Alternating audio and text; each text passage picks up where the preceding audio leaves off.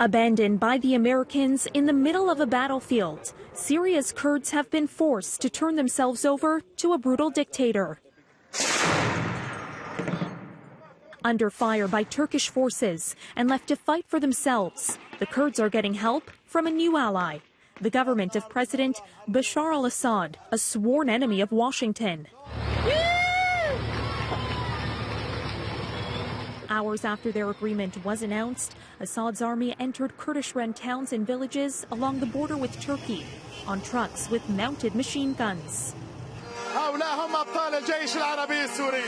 The return of regime troops to northeast Syria signals a major power shift in the country's long war, and it's a death knell for Kurdish hopes of maintaining autonomy from Syria's regime in their semi-state. The Syrian government has been almost entirely absent from the northeast since the Kurdish-led militia that battled ISIS emerged as the region's overarching political force.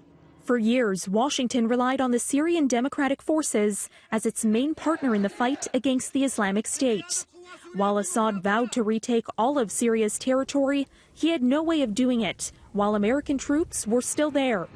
But the United States announced this weekend those troops will leave northern Syria altogether, relinquishing any remaining influence in the area to Assad and his chief backer, Russia. As U.S. forces move out, Syrian forces are moving in a bid to stop the Turkish onslaught. It's been only a week since President Trump first pulled back American soldiers in Syria, clearing the way for an attack by Turkey. The Turks see the Kurdish militia as a security threat because of its links to a Kurdish separatist movement within its own country.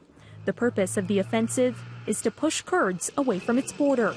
In response to the Turkish invasion, President Trump said he was going to halt trade negotiations with Turkey and will soon authorize sanctions. As Turkey-backed fighters press on with attempts to capture Kurdish land, the Kurds say they had no choice but to partner with Assad and Russia.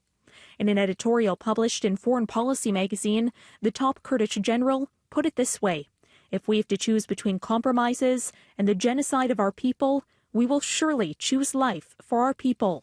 Despite Syrian forces joining the fight against the Turks, Turkey's president says that his country will not back down from the battle and is determined to take its operation in northern Syria to the very end.